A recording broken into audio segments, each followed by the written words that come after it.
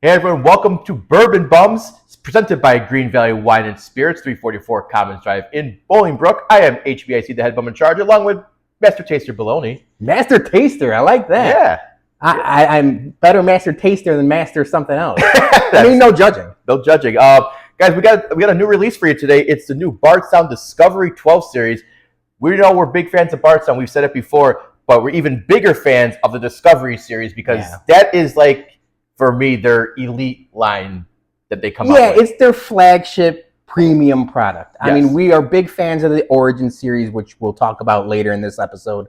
But for me, what really got me into Bardstown was the first 4 or 5 discos, the Discovery 1 through 5. Those things came out, lights out. Yep. And ever since then, we're both like, all right, let's, every time they release, we at least have to try it, if not have a bottle. That's correct.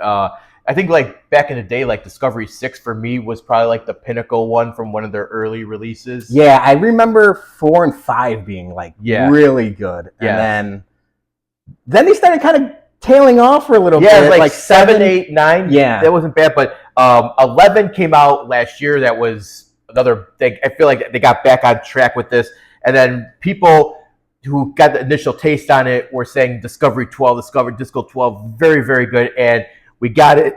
We did a little sample already, and we're going to give you our review in a minute. But let's go over the mash bill here real quick. It is, it's easier to read on this one. 48% 14-year Kentucky, 29% 10-year Kentucky, 15% another 10-year Kentucky, and then 8% of their 6-year distillate, which is probably their regular Origin series. Probably guessing they're weeded. They're high wheat, like no. I mean, I'm looking at it now. It's a 4 grain. I just realized that now. So their Kentucky product, 8%, 6-year. That's a 4 grain whiskey. I didn't even notice that. Yeah, that is interesting. But I mean, the star of the show are the 3 Kentucky whiskeys at the top of this mash bill. Nearly half of it is a 14-year Kentucky. Very curious to know what that 14-year is, but maybe a little gobble gobble. That's what people were saying. That maybe it's that this has some turkey in there as well. So who knows? But either way, I'm really excited. Like you mentioned, it's got a lot of hype. I saw typically before we do these, I try not to get into the whiskey tubes and watch reviews so we could go in there blind. I saw one from the Mash and Drum. He really liked it. He said possibly whiskey of the year contender. Yeah. So I'm excited. So let's figure this out. So Series 12 proof, 115.2. MSRP coming in at $139.99. So they haven't changed the price on their discos, which is good because everything else is going up, but they seem to get those pretty much the same here. So $149, not bad. $139. $139. Yeah. Nose on this is just a lot of caramel oak on like this. Yeah, there's caramel, there's honey. I get a lot of honey. Yep. Like a honey, not smacks. What is another? Not Honey Nut Cheerios, but there's like a honey cereal. Graham crackers? Golden Grams, maybe? Yeah, Golden Grams, yeah. That's the one I was thinking of. Yeah, there's caramel. There's a little bit like of a leather. Right off the bat, like, the nose on this is phenomenal. You don't get a lot of ethanol. Like, you don't get a lot of... It doesn't sting the nostrils, as they say. Color on that is very nice. Definitely... It's got legs. Yep, definitely does. Yeah, this is... I'm excited. All right, let's do this. Cheers. All right, cheers.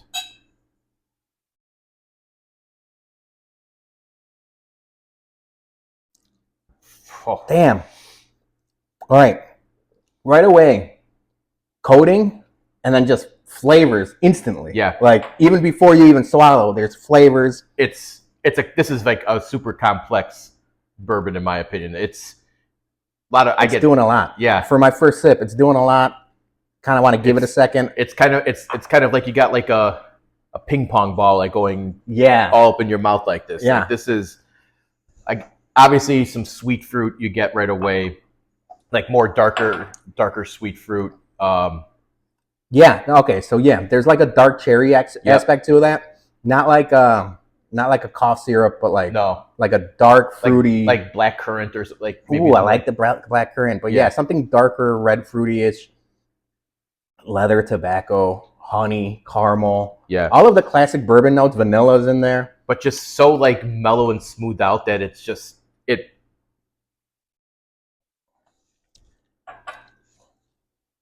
Yeah, that is. It's doing it. You're right, Jay. I talk about it all the time. I like when whiskeys give me like the little tingles in the tongue and gums. Yeah. And it's giving you the tingles to where it's like, ooh, vanilla, ooh, caramel, ooh, black cherry. Like there's a lot of that going on. Damn, that's really good. This is. I have to say, like this is by far one of the best discoveries I think they've done in a while. Just in comparison to last year, they did this is for the 11 series. They did 73% 13-year, 21% 10-year, and then 6% 6-year. So they added the extra 10 and made it like 14-ish on the year. But Disco 11 was really good, a really good one. But this one I think is just another level in their their blending. You know what? So that was my third sip.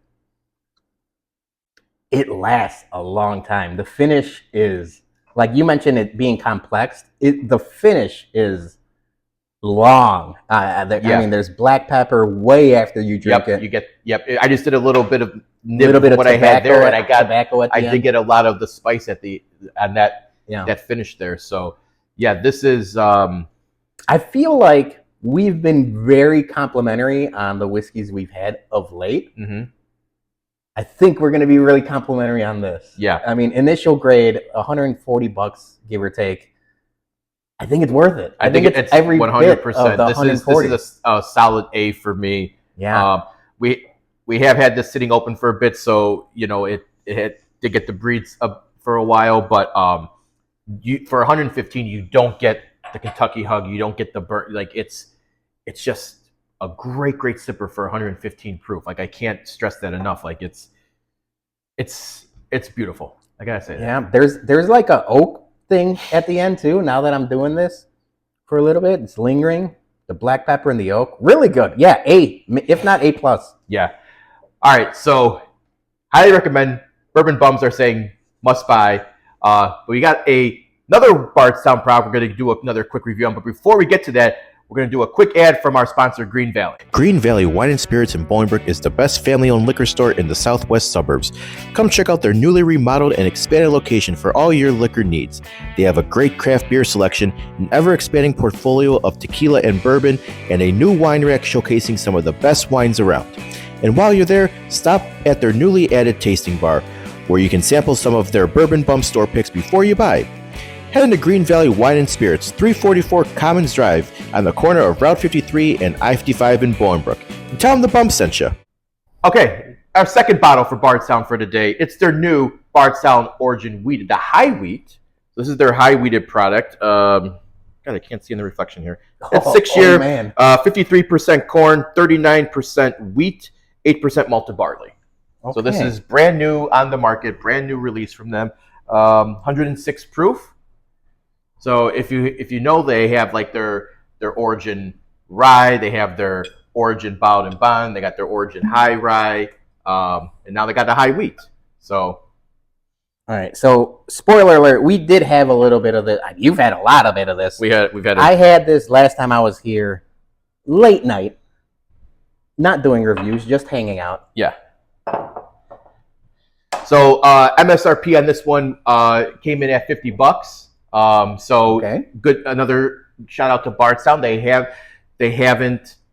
kept their Origin line at a relatively affordable cost. I like that a lot. And it for 6-year, like 6-year products, that's what I would like to spend for like a 6-year bourbon is around the $50-$60 mark. Well, we've talked about it. We've talked about it in the past. Back in the day, and don't get me wrong, the last couple of years prices have been crazy. But you expect to pay about $10 a year, right? Correct. Like I'm okay with paying $10 a year up to even an 18-year bourbon. Yeah. But when you get to some bottles asking $200-$300 for an 8-year whiskey, I'm like, hold on a second. Yeah. Well, I'm not going to talk shit about Willet Purple Top there, but 8-year for talk shit about Willet. 8-year for $230, $270. No, I think it's $270. You can talk shit about Willet Purple Top, the weeded one. $270 for an 8-year weeded. Yeah. I think I'll stick with this, but let's see.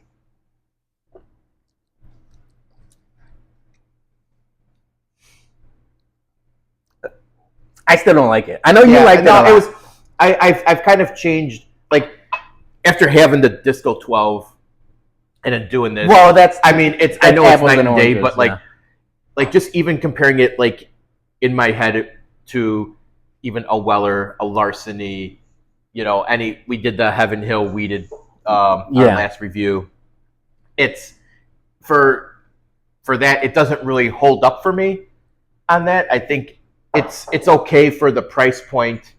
I think there's probably better weeded bourbons on the market that you could invest in, but it's not terrible, but it's not my of the Bardstown Origin series, it's by far my least favorite. I would agree with that. If I'm power ranking their core new lineup, I would have to say Black Label, White Label, Green Label, and then this. For sure, yeah. There's something about it. It feels like I get like a funk. Wait, it's like grainy. Yeah. It's almost like, so there's parts of Mexico, not corn, not flour. They do wheat tortillas. This feels like a wheat tortilla, which is not my favorite. No, it's too. We talked about there being like a cereal aspect to that. Yeah. But that was like a very complex, well done cereal. This feels like you're chewing like hay or something. Yeah, I get it. For me, it kind of leaves like a weedy funk on my palate, and I don't really know how to explain it. Yeah, it lingers, and not lingers like in a good way. There's a ton of honey to that. That's the one thing I do like. There's Winnie the Pooh style honey in there. Yeah, on the tip, you get that right away, but the finish on it, it doesn't. Not a fan. The finish does not do it for me. A lot of sweet on the tip.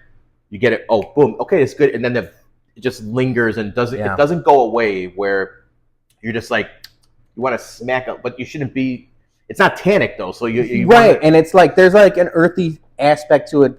I usually get on like ryes or high rye bourbons, but this is like an earthy weeder, which is interesting, but not a fan of. Yeah. So this one's probably a miss for me for their Bardstown. I would probably give that maybe like a C- if I'm good, maybe a D+ in my grade. Yeah, I mean, are we considering D a passing grade or is that a failing grade? I don't remember. I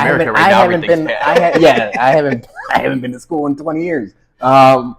This would be as close to a failing grade, but still passing as possible. Yeah. So yeah, D. You know what? Maybe it works for doing like old fashions or for a mixed drink or something. But as a normal sipper, you know, it definitely needs. It maybe needs like another sweetener, like some kind of like flavored simple syrup or something for like an old fashioned to really balance out the notes for That'd be what interesting. you're getting. But I used to bartend, but I'm not a master mixologist, so I'd have to play around and see what would actually work with that. But I think that's probably more for old fashions than it is for actually sipping. I like that.